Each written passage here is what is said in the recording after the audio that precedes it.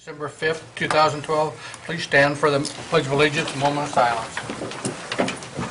I pledge allegiance to the flag of the United States of America and to the republic for which it stands, one nation, under God, indivisible, with liberty and justice for all. You'd all stay standing for a moment of silence for our military personnel worldwide.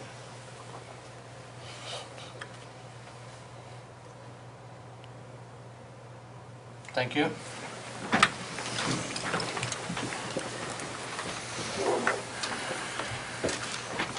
We've got a little bit of items in the front of us. We'll kind of look around them to everybody. Don't feel like we're ignoring you just because we can't see over the top of everything.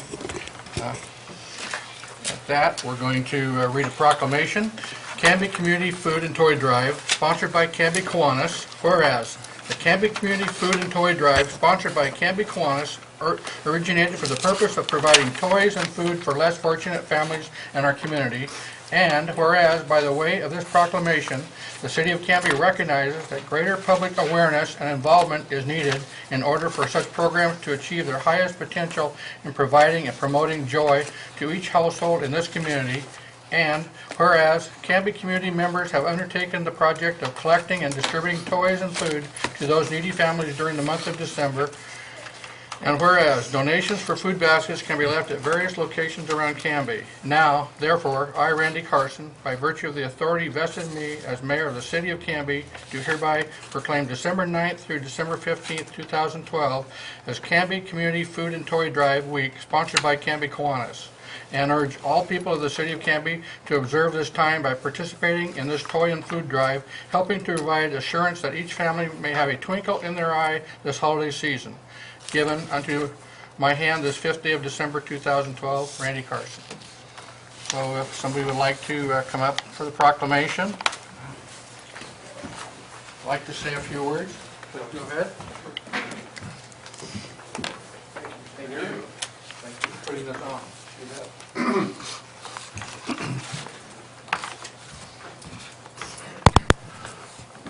I'm Bob Hill, Secretary of the Canby Kiwanis Club. I want to thank you for this proclamation and for these donations.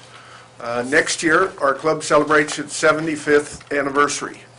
And for most of those years, we have held the food and toy drive. It has grown over the years. We were doing it ourselves for many years, and now it's truly become a community food and toy drive. Last year, we provided food to about 460 families. We provided toys to about 1,200 children, and we expect the need to be about the same this year. We really appreciate the help of the businesses that have our barrels, of the businesses that contribute both food, toys, and cash to our food and toy drive. We appreciate the efforts of the community members who donate to those barrels. We especially appreciate the efforts of organizations that volunteer their time to help us sort the food and toys, including the Key Club at the high school, the Builders Club at the middle school. The schools do a fantastic job of collecting food for the food drive. Other service clubs also contribute. Rotary contributes both money and a lot of volunteer hours, and we appreciate it all. We couldn't do it without all that help, and we appreciate this, and want to wish all of you a Merry Christmas and Happy New Year. Thank you. I do. Go ahead. I do have a question for you. Yes. I'm going to be in need of a couple of Christmas trees. So do you have any suggestions on a lot to take a look at? The Lions. The Lions. That's Lions? Okay. Well, hold that thought. Shop at the Lions lot, okay? Everybody does their part for the community. That's right. Appreciate your help. Randy, can I make a comment? Yeah, go ahead. I'd like to thank you, too, for the work Kiwanis has done. I'm a member of Canby Rotary, and about 8 years ago, we started talking about how can we help more in the community around the holiday times, and food and toys, are always a hot item and a needed item, and we decided not to try and reinvent the wheel, but to partner with Kiwanis because of the history that you've got and the system that you have, and we've continued to do that ever since, and it's our pleasure to do that because it's the community that benefits from it, and that's what we're all about, so Yes. thank you. Thank Thanks, you. Rich. I agree with that. I'm also in the Rotary, and we enjoy coming out every year and spending 4 or 5 hours helping move the food around at the donation center and making Right. sure it's in the right boxes to make sure you guys can get it out to the needy families in the next week or so. Thank you. Mr. Mayor, if we could just take a moment and clear the dais. I could Yes, volunteer. yeah. Please do.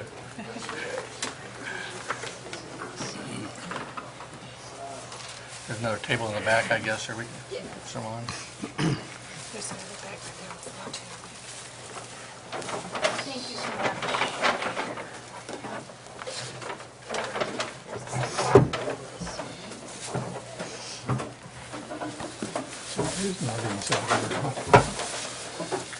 Sue wants to be able to see our beady eyes when we're looking Yeah, over at that's it. right.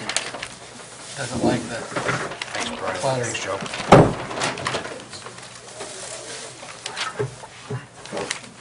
Thank you. Thanks, Sue. Thank you, guys. You guys. Thank you. Get Sue to grab a couple of those for you. Testing the Fred Meyer bag Yeah. here. Did you know outlawed in the whole country? You cannot get a plastic bag. And where? Rwanda. No plastic bags in the country. Okay, thank you. Okay, our next proclamation is Mayor and City Council election. Whereas the City of Canby, County of Clackamas, Oregon held a general election on November 6, 2012, and whereas the Clackamas County Elections Department offers the following abstract as an official count of votes as of November 20, 2012. Mayor, Fran Hodson, 3,545. Randy Carson, 2,826. Write-in 40. Overvote 7. Undervote 789. City Council, Tim Dale, 3,969. Tracy Hensley, 3,935. Ken Ryder, 3,403. Write-ins, 308. Overvotes 1. Undervotes 10,003.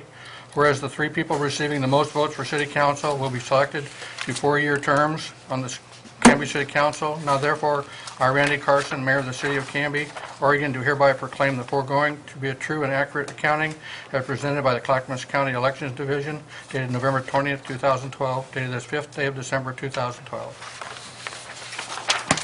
The next proclamation we have is Measure 3-408, election results. Whereas the City of Canby, County of Clackamas, Oregon, placed a measure on the general election ballot on November 6, 2012, to consider the following measure. Measure number 3-408 shall point .079 acres located adjacent to the south of Hope Village on South Ivy Street be annexed into Canby. Whereas the Clackamas County Elections Department offers the following as an official count of votes for the general election on November 6, 2012. Yes votes 5,418, no votes 1,396, overvotes 1, undervotes 392. Now therefore, I, Randy Carson, Mayor of the City of Canby, Oregon, do hereby proclaim the foregoing to be a true and accurate accounting as presented by the Clackamas County Election Division dated November 20th, 2012, dated this 5th day of December 2012. And now we've got to go to findings and conclusion. Mr. Mayor, before we go, I had a question. I'm concerned about the number of undervotes. I mean, I don't know if somebody can explain that. I didn't get a chance to talk to the election. People are not voting on the undervotes. That's correct. That's right. They cast a ballot, but they don't vote on They that don't vote. item. They don't vote for So that that particular doesn't- election. that particular Pardon? category. They abstain from that particular category. Okay, that's what I'm concerned about here, just like we had 8,500 registered voters, 7,200 ballots cast, and there's 10,000 undervotes. There's a lot of people that, I think they're confused because, you know, lots of them go, there's only 3 running, so why vote for them? They don't have a choice. That's the reason. That's But a lot of but it, they don't get a vote then, those votes. but it doesn't. But they don't take their vote. They don't choose. I mean, they were Yeah. voting on other things. I mean, because they handed in their ballots, they just didn't vote on that particular. Well, Yeah. my concern, a lot of people say, well, I've had people express this to me, there's 3 positions open. Or let's take, for example, there's 1 position and 1 person running for a judge or whatever it is. I don't have a choice, I just won't vote for it. Well, he's not getting a vote, and Well, but he's going to win anyway because the total number of votes is going to be more than, or probably more than, well, he would be more than anybody But else my if there's point, nobody yeah. else running. Unless there was a but run-in. my point I is mean, a that you write-in should candidate. cast a vote. Well, that's true. Yeah, and that's, I think, what's happened on the counselor's position here. 10,000 votes was not cast. Yeah. Right, just 3 were open, 3 were running, people just Well, that's don't what I'm bother asking. filling. Yeah, I understand what 3 times this is. 3,500 people not voting would be about 10,000 10,000, votes. that's right. Yeah, 10,000 votes. It's, So, Yeah. please, in other words, Fill in what the I'm boxes. thinking, saying to people You is, should have campaigned more. is when, Well, fill in the ballot completely. Yeah. That's the point.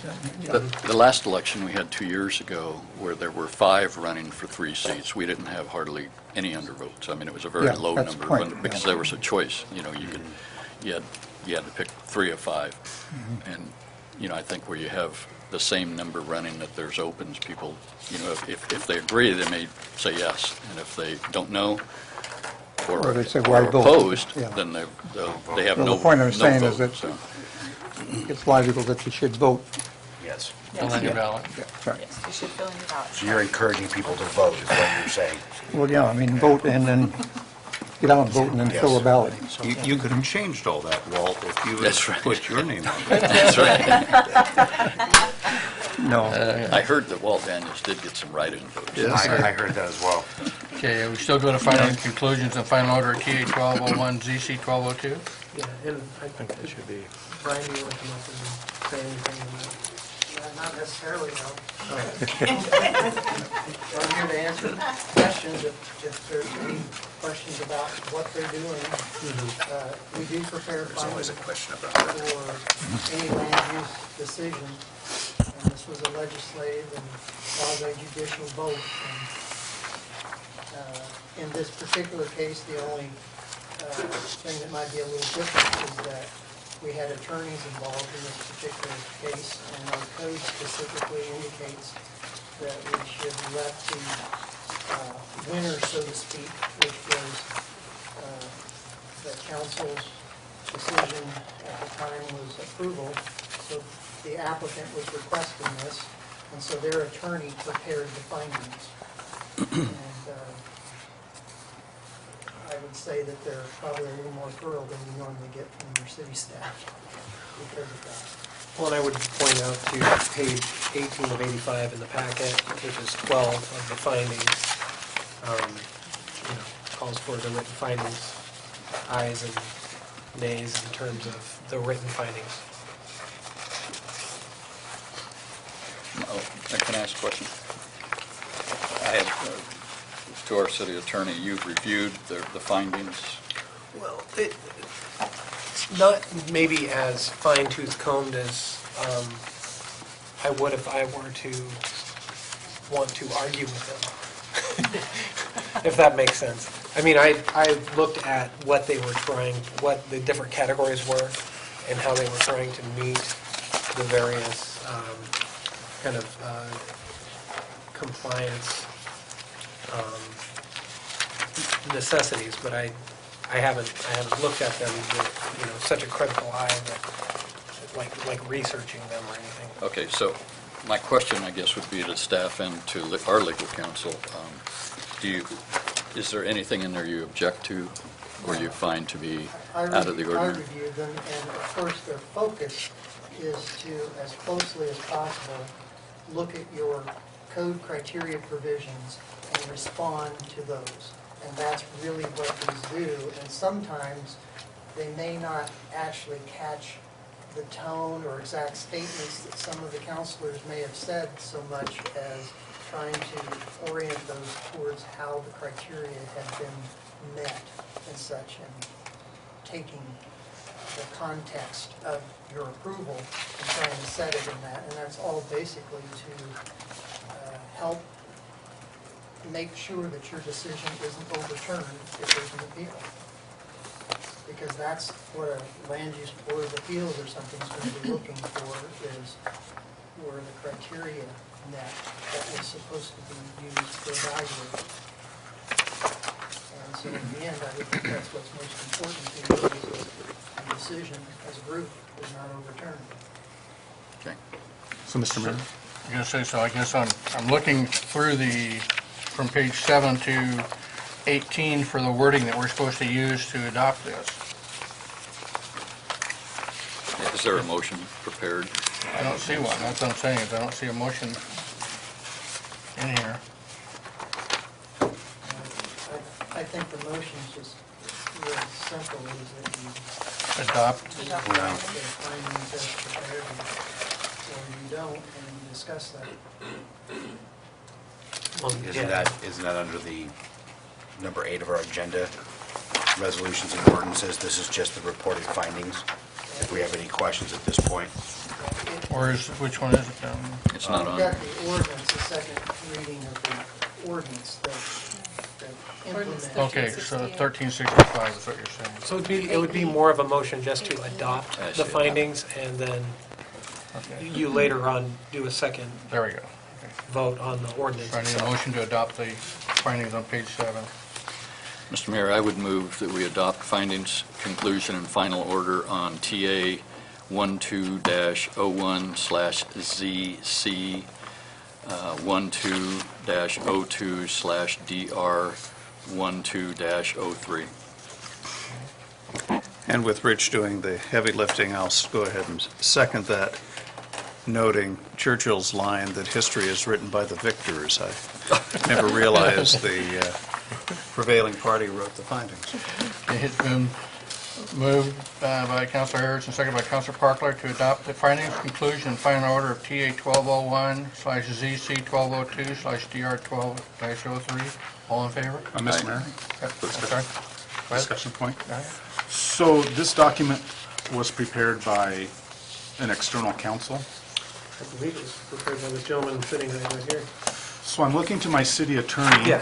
And I'm looking for comfort Okay. for my discomfort Yeah. with the city adopting a document and our honorable mayor and planning director signing a document not prepared by our own city recorder and blessed by our city attorney.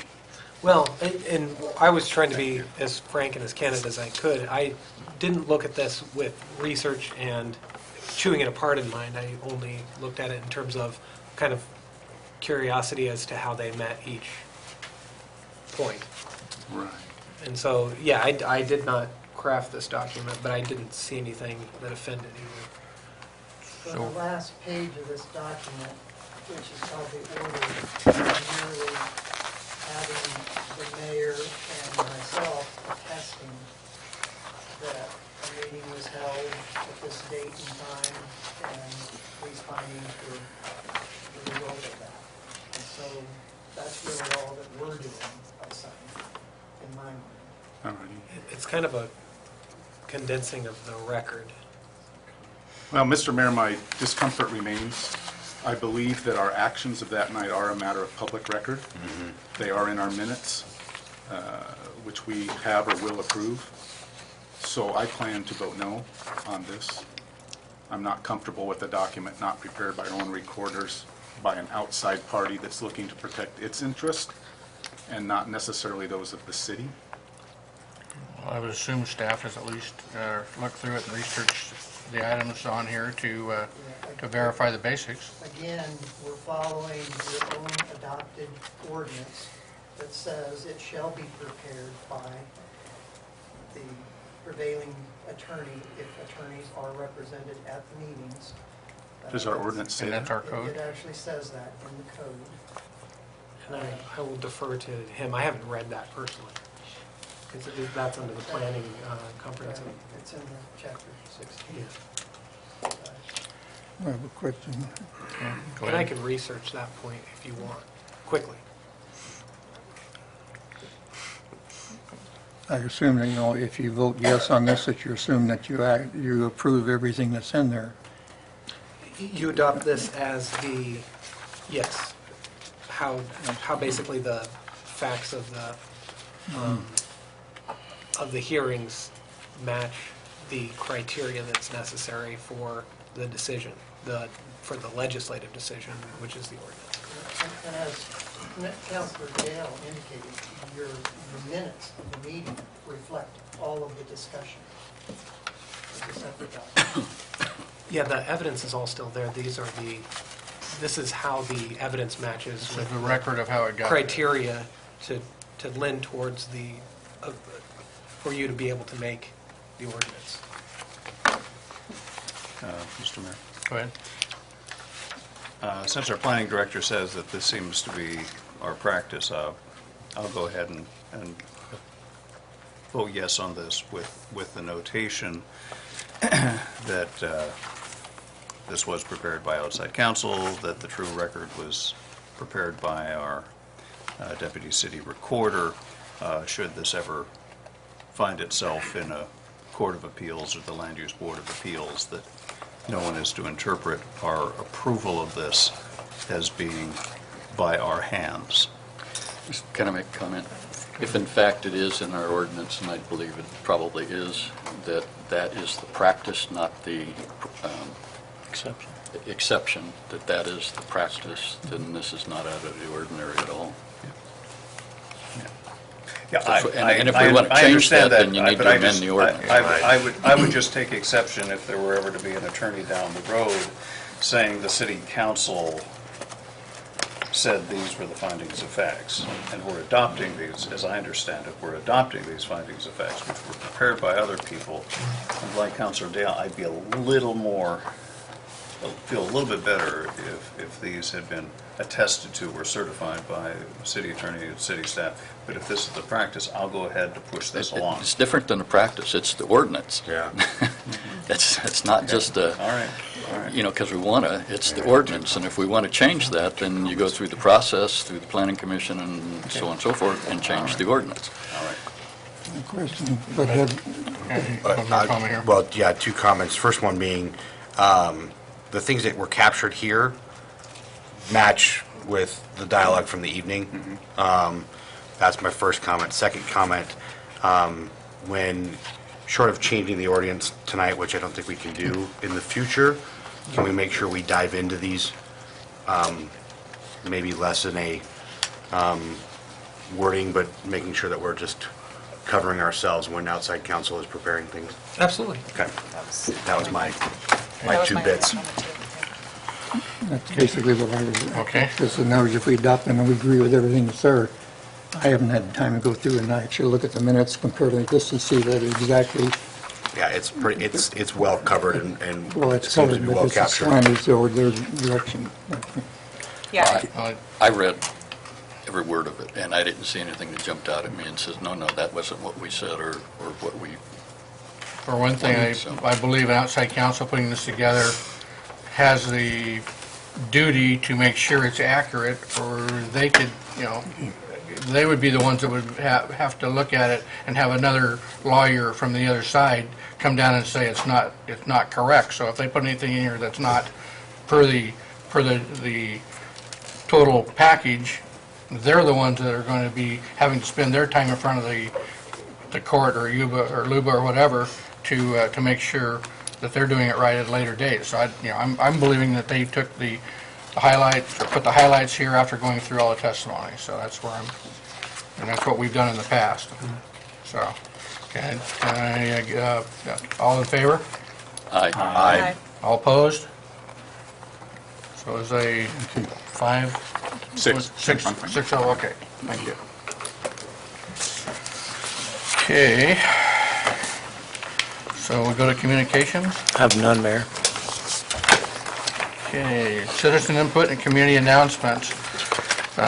This is the time for anybody that would like to speak to the city council about anything that is not on the agenda tonight to come forward, or if they have notes, go ahead. Well, go ahead, and then I'll have finish up. Go ahead. Hi, my name is Sonia Kazin. I'm a senior planner with Oregon Department of Transportation, and I just wanted to acknowledge the incredible planning work that Matilda Diaz has done with your city. I work with her on a number of plans, and I'm about to retire in a month from now, so I just wanted to make sure to give her the accolades that she deserves, because I think you have an incredible resource with her about the way she works with the citizens, the way she works with other jurisdictions, the way she works with her staff. And she really makes the effort that I've seen to go out into the community and take the pulse of the community when she's working on projects, and it's just been a joy to work with her. So, Thank you for coming up and spending your personal time to do this. Thank you. Thank you, Mr. Mayor. Yes, go ahead. Sonia, I'm very sad to hear that. Where you sit depends on where you stand. But I was at every one of the 99 corridor meetings, and you were too. And sometimes people aren't always flattering about ODOT, and you never flinched for a moment. And you were always willing to take the body blows and come back and explain the process. And I think you've served your agency very well, so I'm sad to see you go. Okay, we know we have Bev Doolittle would like to come up.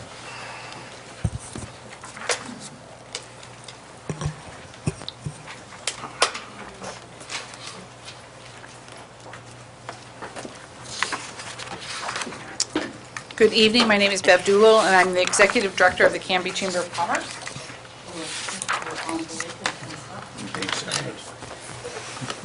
What? Being subpoenaed. Yes, yeah, you now have been served, yeah.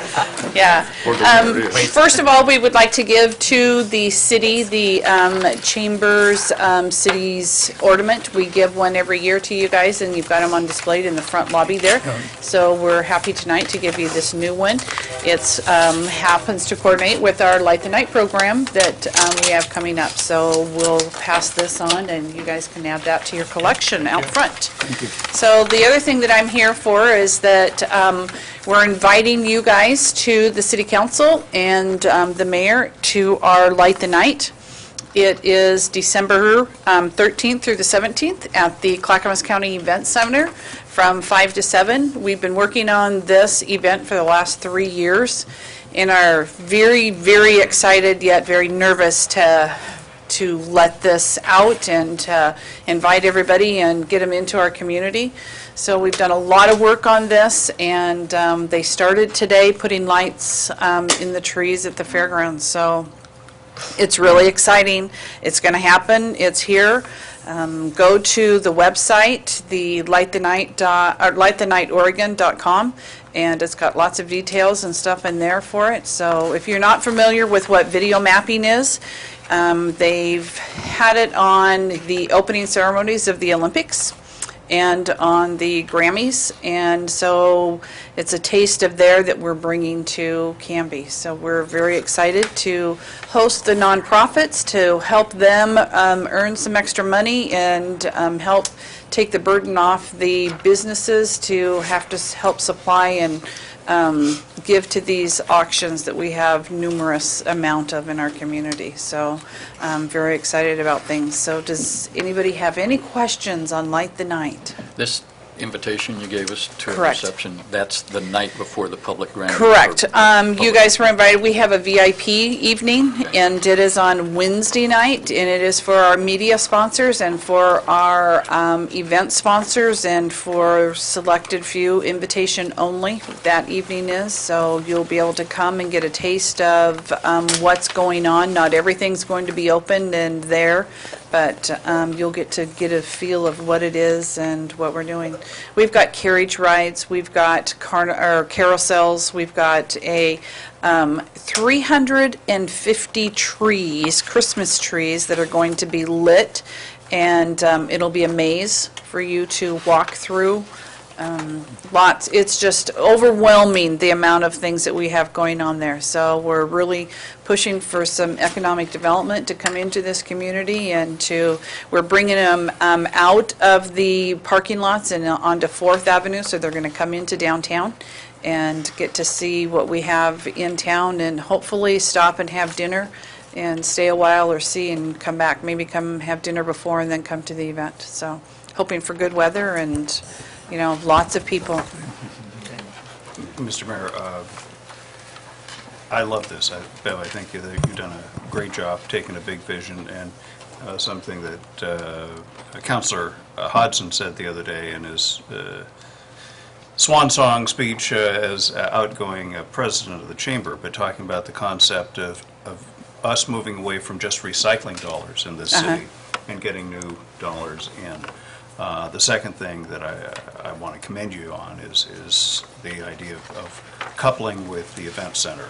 That's a huge underutilized resource, and the fact that we're using it as part of an economic driver in this community is something I'd like to see more Sure. of. So I will be there for this because Yes. the next night I volunteered to be one of your servers Oh, at good, the Yes. wine tent.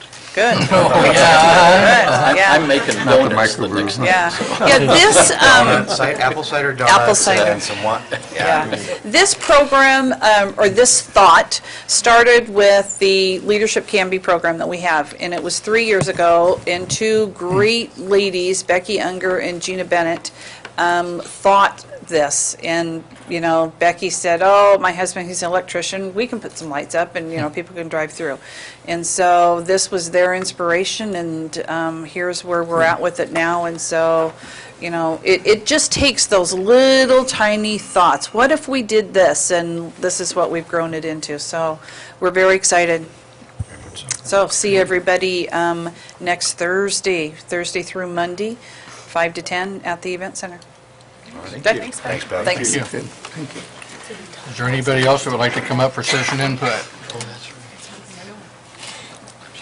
If not, I guess mayor's business, basically I'll just say that this Friday is first Friday for December, and it'll also be the light up the night of Waite Park. So we'd like to have everybody come out for the parade downtown and come over to Waite Park for the lighting ceremony at between 5 and 6 o'clock. So please come on out. Rich? My liaison reports, I could not make the last Parks Board meeting, so I don't have a report from that, but I did attend the last Adult Center Board meeting, and I'll make it real brief because I know we have a lot tonight. Adult Center's doing very well. Kathy Robinson and her staff up there are doing just a tremendous job.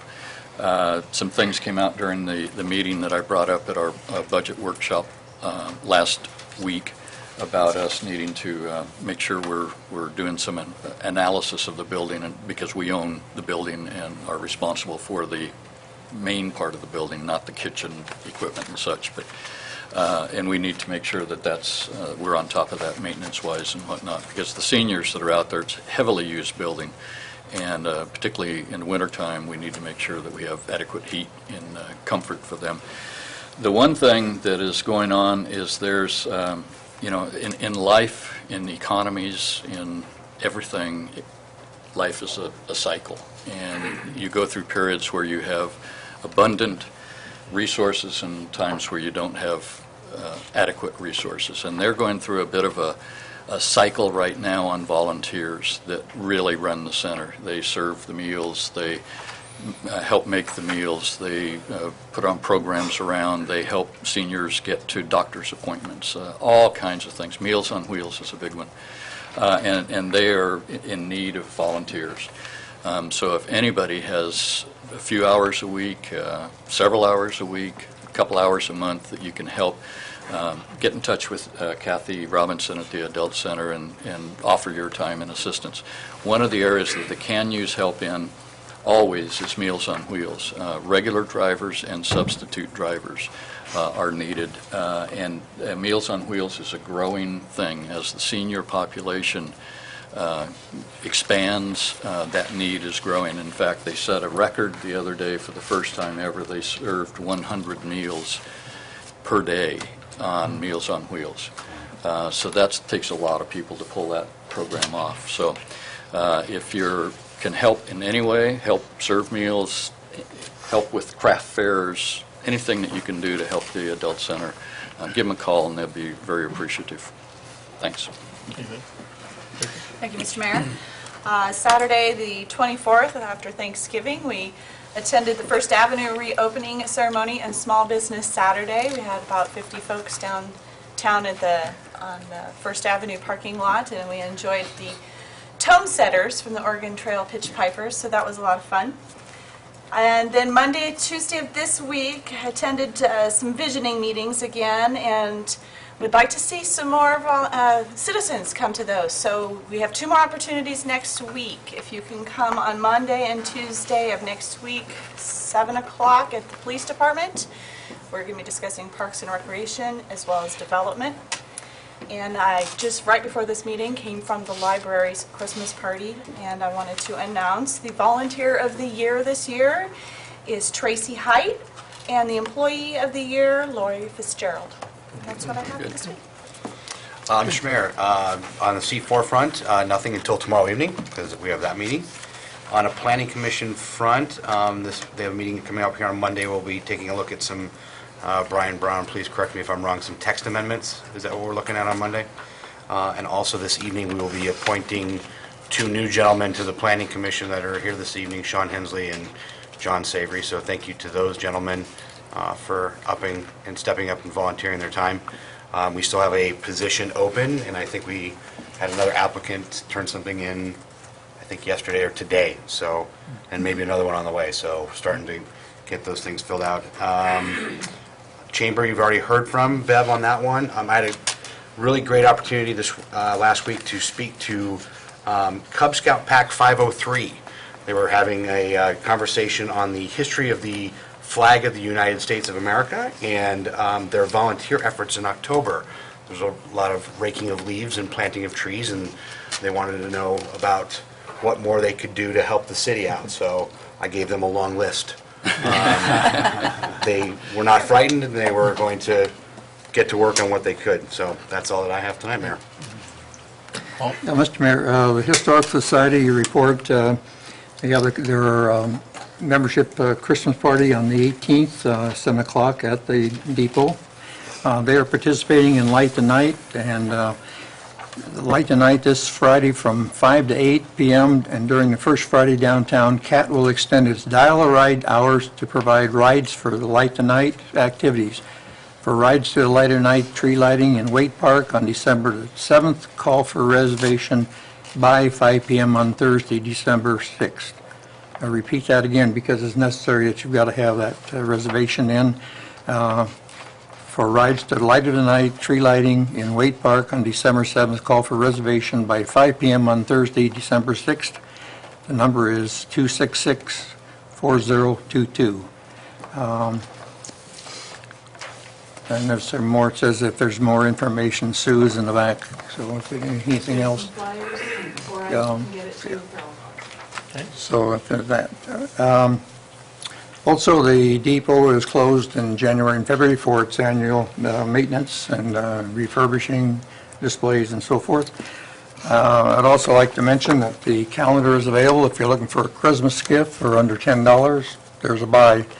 And this year, there's a picture of the depot on it, and also inside, this was dedicated to the 75th birthday of the library, and see if you can see it. And this is the ladies, Canby Civic ladies that planted the trees in the park and so forth, and they were also the ones that started the library, so years ago. So anyway, there's pictures in here. Some of you may recognize them, some on the Wagner Road Bridge and so forth like that. But so we thank all the sponsors that have helped put this calendar together, and these are available around town and also down at the depot. Also like to mention that the depot will be open during those evenings of Light the Night, because you can get a tour of the depot and also see some of the new displays that have been set up. So that concludes that, and again, I'd like to get on my horse again. Been trying for a number of years, and Sue has gotten the newsletter. People say, well, I didn't know that went on in town. Here's an opportunity to find out, and all it takes is just call City Hall and tell them that you want to get on the email newsletter. And this will keep you up with all the dates, things that are happening here, and she's doing a tremendous job. And again, I think, I don't know how many's on there now, over 1,000, 1,500. 1452. Yeah. So everybody's got a computer. 1452. Everybody's got a computer should be on this, because this gives you all the details of what is happening in a city that's not covered in newspapers. So encourage you. And best part of this, it's free. Okay. That concludes my report. Craig? Thank you, Mr. Mayor.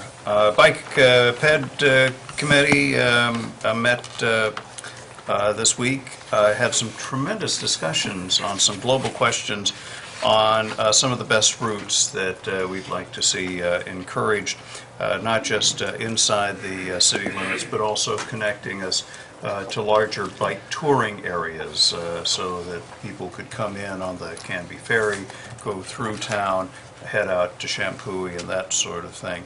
Also a lot of talk about having access on and off the logging trail bridge, and I'm not going to take anybody's thunder away. We'll have an announcement on that soon, so I'll let somebody else take credit for that who deserves it.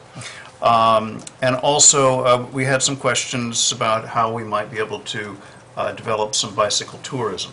The idea of having people come here and stay here, and whether it might be possible to talk to the event center and have a place carved out there where bicyclists could do some overnight camping, and then in the morning come down and have breakfast and load up their bicycles with a bunch of goodies from Miss Adeline's and other places like that. So that was a very good discussion.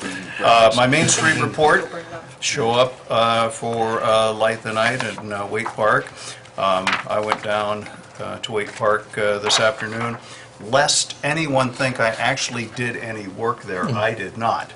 I merely observed work being done there, of lights being put up there. But it's going to be a wonderful opportunity. You're not an electrician? And no, I'm not. So we're guaranteeing that those lights will work now, then, Yes, right? Okay. there's a much better chance. And you can't then cut the finally, third prong off, so we'll plug in the prong out of it. and then finally, I stopped in to just take a look and say hi at the swim center today, and I saw a big repair truck out, which is always a troubling thing when you see that outside of a city facility, but in fact, we're having a brand new boiler put in there that will reduce on our maintenance costs and be faster, better, smarter, and gooder. So excited to report on that. Good. Gooder. Tim? More good. Mr. Mayor, I likewise attended the First Avenue reopening, and on the Canby utility front, they did not have a meeting the second part of November, but I do thank the board for inviting me to their annual holiday party, where they honored some impressively longevity, that would be the better word, wouldn't it? Workers and key employees, and I was honored to do my part in the buffet line. Yes. Thank you, Mr. Mayor. Great. Thanks for doing that. Okay, Holding up the council's end there. consent agenda? Mr. Mayor, I move we pass the consent agenda and adopt the minutes of the November 7th, 2012 City Council's regular meeting, minutes of November 21st, 2012 City Council regular meeting, appointments of Sean Hanley and John Saver to the Planning Commission for terms to end on December 31st, 2015, and the change of ownership for liquor license for the 76 Food Mart of Canby. I will second. Okay, it's been moved by Councilor Daniels, seconded by Councilor Hodgson, to adopt the minutes of the November 7th, 2012 City Council regular meeting, minutes of the November 21st, 2012 City Council regular meeting, appointments of Sean Hensley and John Savory to the Planning Commission for terms to end on December 31st, 2015, and a change of ownership liquor license application for 76 Food Mart of Canby. All in favor? Aye. All opposed? Passes 6-0. Congratulations, gentlemen, you're back. Thank you for coming. Okay, we're going to open a public hearing on CPA 1202/TA 1203, Oregon 99E Corridor and Gateway Design Plan.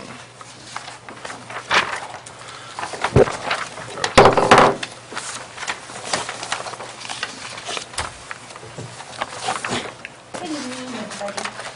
Ho, ho, ho for the holidays.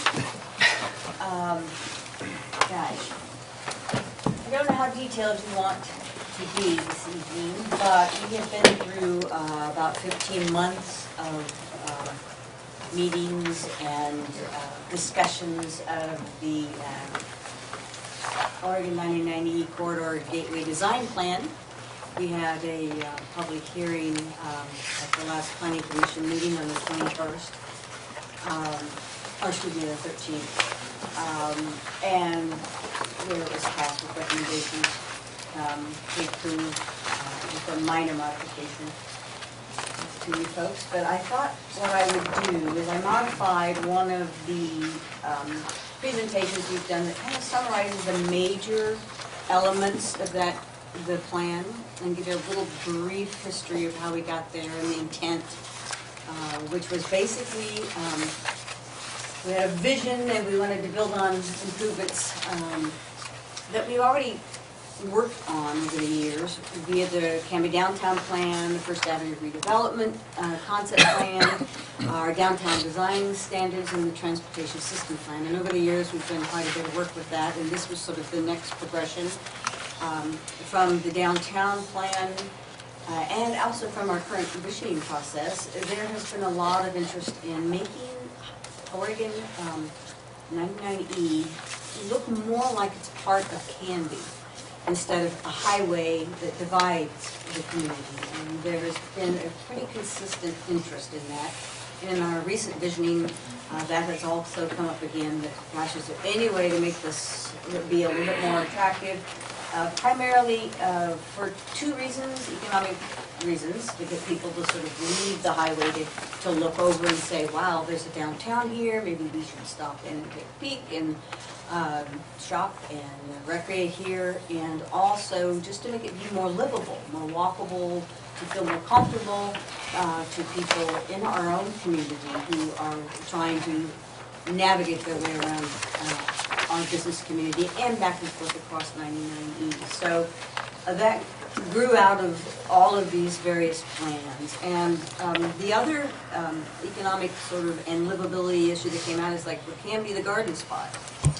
So it would be really nice if that were reflected in any sort of design criteria or design elements that we incorporated into a plan. And that's always been a very strong theme. So we worked at, this was all funded by a TGM grant. We have been blessed to have many TGM grants to fund a lot of our planning projects in the community.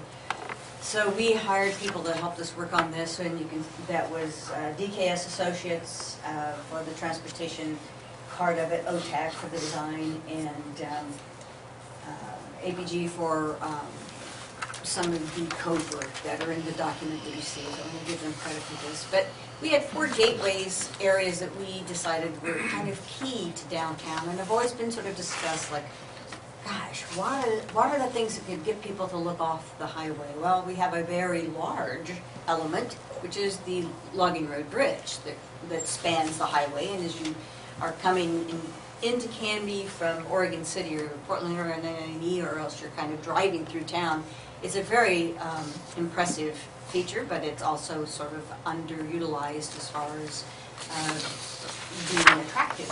It's kind of plain Jane. So that was a focus of this plan, was what we could do to like make that more as a marketing element and as a welcome to Canby and to reflect our downtown. And then we looked at Ivy, Grant, and Elm for gateways into our downtown business community, and what sort of elements we could do as far as streetscape improvements or features to incorporate that reflect what we already have in the downtown and in First Avenue redevelopment. We tried to coordinate with the design elements that were brought forward with that project to make sure that it made us feel like the downtown and 99 were sort of more of a unit as opposed to a separation between the downtown and 99. So we came up with some design elements, which we'll go over very briefly. I know you've seen them many times. And also, the last area we looked at was the Burns Parkway area by the Safeway and Panda Express, and where Berg Parkway intersects 99. And there's currently a little Welcome to Canby area with some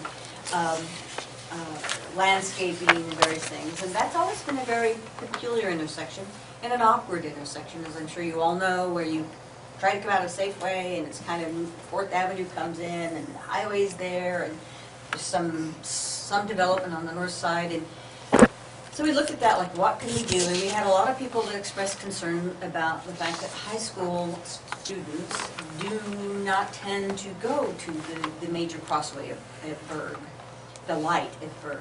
And they tend to just sort of go across the street in the middle of the highway, and there's really nowhere for them to safely do that. So that was also incorporated into the discussions of this plan. We had a lot of people throughout the process who participated in this. Although some of the meetings were not attended really well, we had also many meetings of an advisory committee group, a project management team group. We had individual one-on-one meetings with property owners and business folks. We had public meetings. We had public workshops. So we've had quite a few opportunities for people to participate. We had probably 58 or so people that attended the workshops through the entire process. We had 18 different staff department representatives attend, and many ODOT representatives from various departments, including the freight mobility people who were pretty big players in this.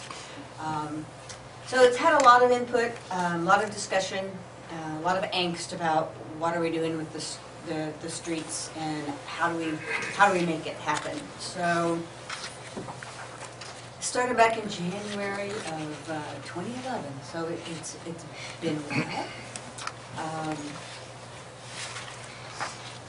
I'm not going to go over all of this. These are the various segments around town that we looked at to distinguish between the various streetscape designs that would be appropriate for the different sections in town. We have the segment that's the green segment, which is the higher speed, the 45-mile-an-hour speed, and basically that's one that we're recommending we stay in with what we basically was an ODOT standard for bike lanes and that are striped. The segment, the orange segments 1 and 3 are basically the non-special transportation area segments that are sharing bike, shoulder bike lanes, and then the segment that's in the center there, which is our special transportation area that was designated from resulting from a recommendation that came from our transportation system plan it encompasses Elm to Locust, and that is the area that's most directly associated with our downtown area. That's the area that we got a special designation to allow us a little bit more flexibility with the sort of design standards and streetscapes that you can do in that area to allow us to be able to incorporate some more pedestrian-friendly and downtown design elements that we'll look at in a minute. So those are kind of the divisions of the various sections through town that we looked at. These are the various design sections. All I can really say about this, and we can ask questions later if you want to go over it again, is that the current standards that we have adopted in our transportation system are actually would require more right-of-way, and so therefore a little bit more restrictive to existing businesses than the ones that are proposed in this plan. The ones that are proposed in this plan are basically would be requiring less right-of-way for the adjoining businesses to implement. So that was a pretty big factor in this, in the discussions. People didn't want to have to lose any more land than they had to make this happen. We found out some interesting things about the right-of-way. It's basically all over the place along 99. But in the section through the downtown area, it's actually a combination of right-of-way and easements. So it's like 75 feet of right-of-way and 12 foot of easements. And so it would take very little or sometimes nothing at all to make this happen. We wouldn't have to acquire anything else in that particular area to incorporate the design elements that are listed here. The major design elements that I think stand out are in that segment in the special transportation area, which is the big center from there, the downtown gateway area. Let's get to that one. This shows that a little bit is that we were talking about creating the same street light motif that we now have in downtown and on First Avenue, so that as you enter the SDA area, you'll see the same types of street lights. So I said, oh, okay, and then you look over and that's in the downtown. And we also are incorporating bollards, lighted bollards at the intersections on 99 that curve around to like Ivy Grant and Elm to sort of pull your eye, especially at night. You're driving along and you look at that and it kind of pulls your eye to look over to the downtown. And that's kind of a simple way that's effective to have people realize that there's something else to look at when they're driving through town. Simple things like our colored crosswalks, nothing that's surface mounted, but more something that's stamped, that's durable. That was a big concern, is to make sure that we didn't do something that would wear off or over time would do well, like the thermoplastic stuff that you've seen in Oregon City and even on some roads on 13 tend to not hold up really well. So we wanted to make sure that whatever goes there, like they're having on First Avenue, we would continue that at the intersections.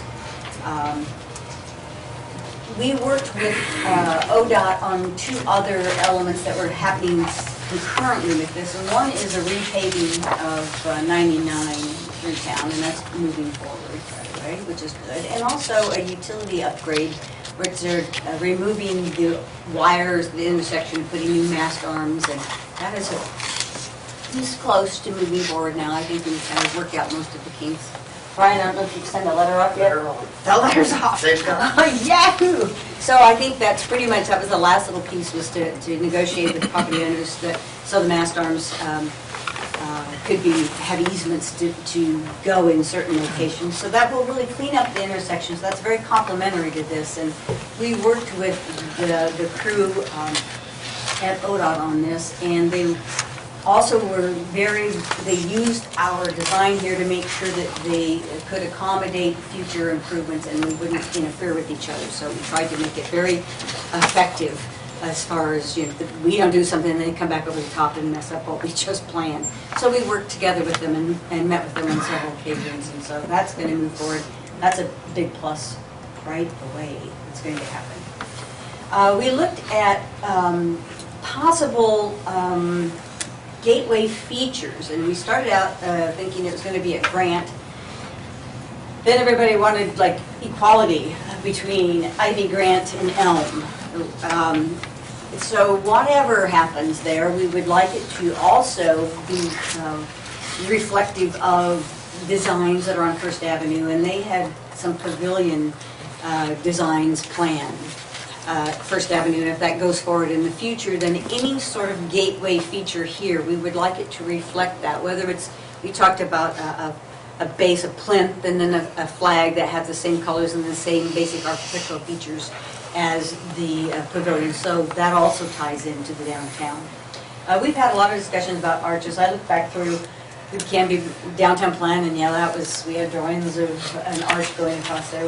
But we were almost equally divided with public input on that. Some people loved it, some people didn't know what they thought of it. So that was like, whatever the feature is, that still has to be fleshed out in the future. But we should have some gateway features that tie in with what we currently have in the downtown architecturally at those three intersections.